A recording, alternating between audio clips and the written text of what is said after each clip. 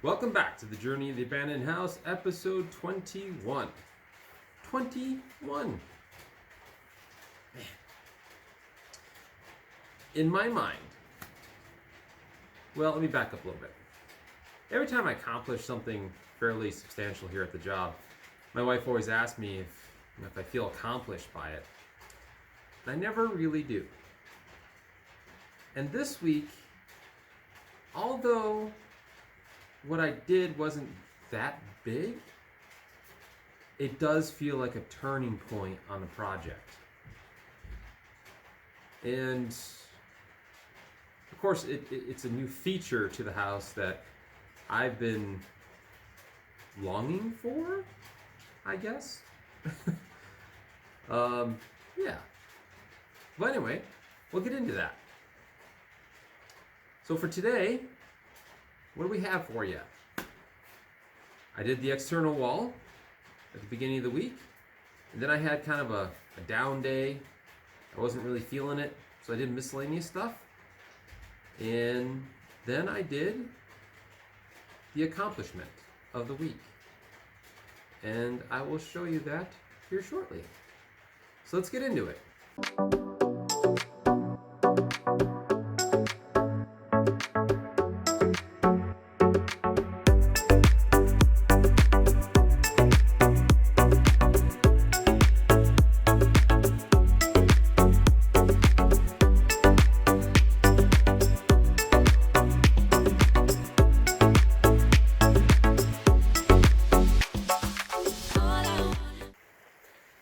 As you know, I'm trying to get these walls finished up, the exterior walls, so we can get spray foam ready.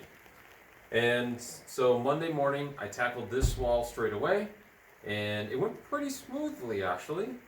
Had a few little quirks, of course, as you know, everything in this house does. Well, let me show you how that went. Good morning. It's Monday, and the weather this week isn't terrible on Monday and Tuesday, so I decided, well, let's get after this exterior wall. Let me show you what I've got going on today.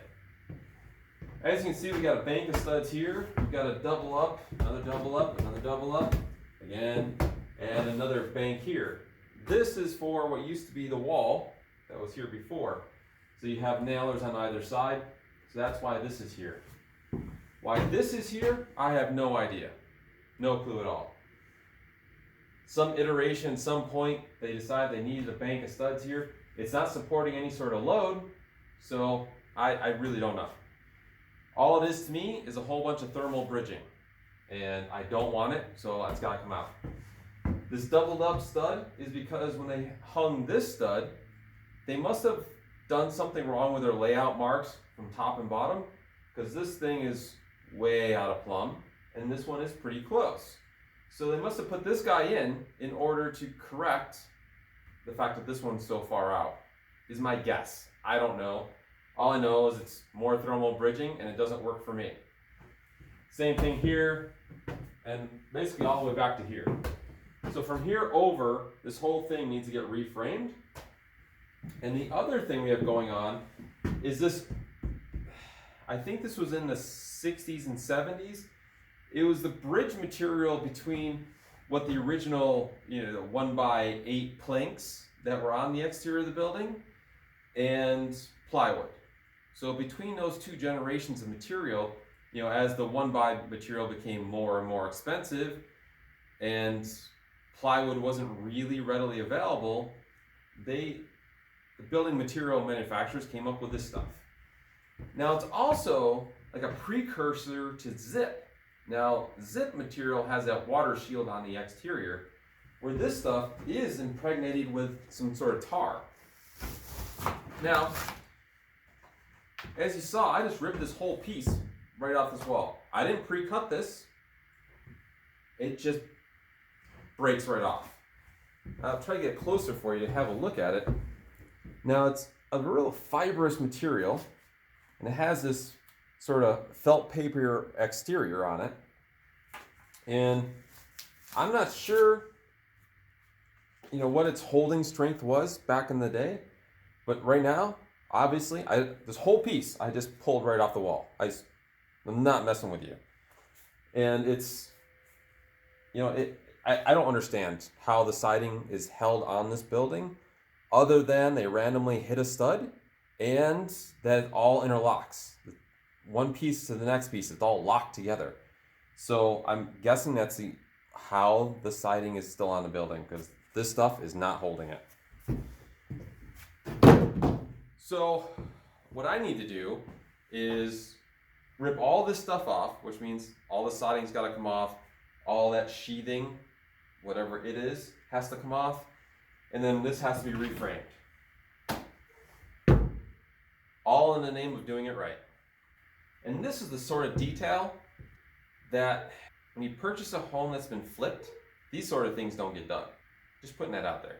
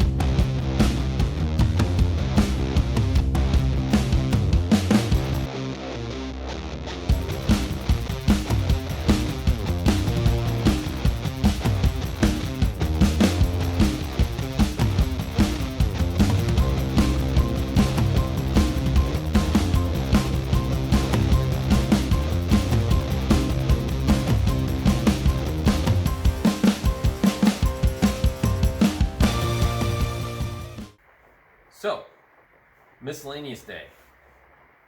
Didn't trust myself to do anything and decided, well, I might as well start cleaning. So I did. I started cleaning. Steve showed up, he did a bunch of staining, and I just cleaned. Moved stuff around, organized stuff, unboxed stuff, and just tried to make the workflow a little smoother. Didn't like seeing the messes, didn't trust myself. But then, that only goes so long. I mean, you can't milk that out all day. And decide, well, I might as well change the locks, or maybe install locks on the front door and change the locks on the back door. So I went ahead and did that. And that ended up, that bit me right in the old keister the next day. Showed up feeling great and realized I never put the new key on my old key ring. So I had to break in. I didn't have to break anything, luckily, in my absent-mindedness the day before. I left a key window open. So I gotta make sure I keep that thing locked. In fact, I'm not even gonna bother opening it again, honestly. But, yeah, that was fun. And the day went off without a hitch other than that. And after I did the locks, I decided to put a window in. Part of my funk was that this space was so dark that I felt it was depressing. I felt depressed, and I just didn't like it. So, me being me, gotta, whatever the problem is, find the solve. And what better way to make a place brighter and less depressing than put a window in? So that's what I did. Put a window in. My plan was to put another one in today, but that didn't happen. Oh well, something more exciting happened. I'll show you that. Frankie has a staircase. Can you believe it? First time in, well, I don't know if it ever had one coming down here. It's got one now. I'm excited. Can you tell?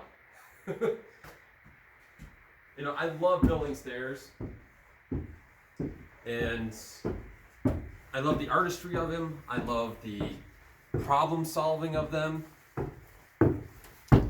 And this one was true to form. Problem solving, for sure. And let me show you what I went through to do this thing.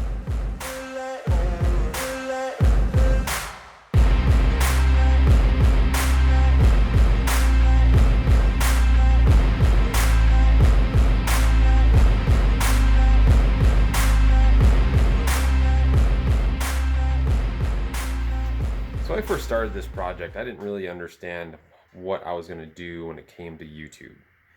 And I didn't take you guys for much of that journey when I was pulling up the floors. And I kid you not, I spent months peeling layer after layer after layer on these floors. And to give you an idea of what I was dealing with, some of those floors had up to 13 layers on them. I am not kidding. Just kept peeling like an onion, right? Good old Shrek. And this little spot that I'm working on right here, which is going to be underneath the staircase and a little storage area, I guess, has a very similar issue that I was dealing with back then. Let me show you.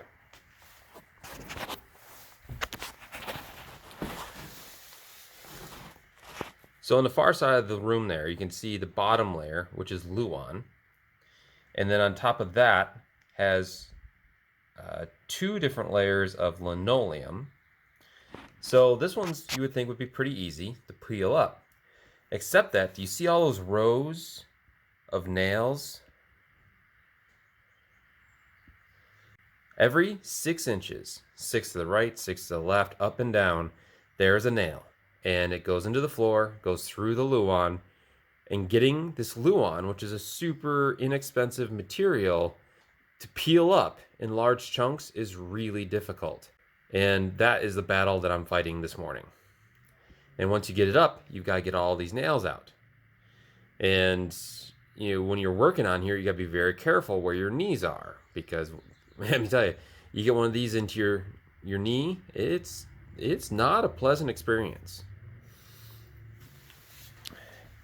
And here you can see the two different Luans, that green diamond type or pattern, and then the gray tile look-alike pattern next to it. So there you have it. This morning's battle. Let me show you how I decided my rise and run on the staircase. This is the raised floor for the landing of the staircase. That's the mudroom that's lowered, and this is going to be the same elevation as the living room and the kitchen. So I'm going to be carrying the hardwood floor from the living room into this space here, which is a 3/4 inch hardwood. That 3/4 inch hardwood is also going to be the top of the treads going all the way down the stairs. I'll also be doing a 3/4 material at the base. So I don't have to really worry about that because I'm going to carry that same dimension all the way through the project. So what I do need to be worried about is the elevation from here all the way down to this lower section, because I want to carry the staircase all the way down here. Now this is a fairly long distance to travel. And I have to be concerned about this and the length. So what I did is I shot my laser from here over there. The distance from the laser down to this floor level, from this floor to this floor, I added numbers together. I got 107 3/8. So then I divided that by number of treads, or risers rather. And so I started with 15 and it ended up being like 7.5, I think. And then I just kept going up until I got a number that I was happy with. and then also the distance of travel. We got to remember that because of that. And I decided to go with an 11-inch tread with a 6 5/16 riser. And that lands me, well, off this piece of paper, really. But in this diagram, that satisfies what I need to do here. So again, you take your total elevation that you have, 107 3/8 for me in this application. Divide it by the number of risers. That will give you your riser height. And then that will keep it consistent throughout the entire rake of the staircase. Does that make sense? Let me know if you have any questions. I'll go into it deeper.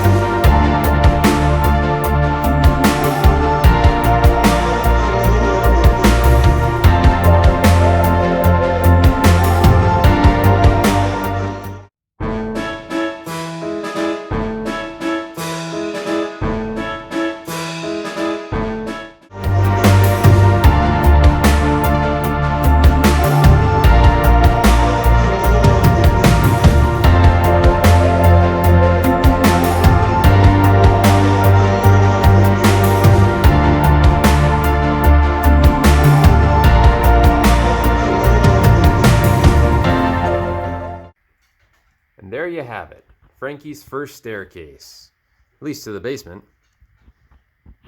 6 5/16 risers, where the standard is about 7.5. And these are 48-inch wide treads and 11-inch deep, and code is only 10-inch. So, she has a little extra luxury to her. And she's dead level. What more can you ask for? Well, there you have it, guys. One window, a staircase, which is awesome, and exterior wall. Complete demo, rebuild. Not bad for a week's worth of work. And next week, who knows? It's going to be, the weather-wise, it's supposed to be rainy the whole time. So, obviously, I'm not going to want to do anything to do with the outside. And, which is fine, because I have plenty to do here, inside. I still have a bunch of blocking to do, a little bit of electrical to do, get that wrapped up for, spray foamers, and then really focus in on what the sheetrockers are going to need, upon which I still haven't found anyone to commit to the project yet. That's frustrating and a little scary, because if I don't, I'm going to have to sheetrock this thing. Man, I don't know about that. I mean, I'll do what I have to do, but, Well, with that said, I hope you guys have a great week. And if you want to continue the journey, go there. And if you haven't subscribed yet, maybe consider doing that over here. Pow. And I do appreciate the new members. It's really exciting to see all you guys rolling in and seeing the videos and supporting the channel. I really appreciate it. And until next week, take it easy. As you know, we've been trying to get these walls. Mother. I missed.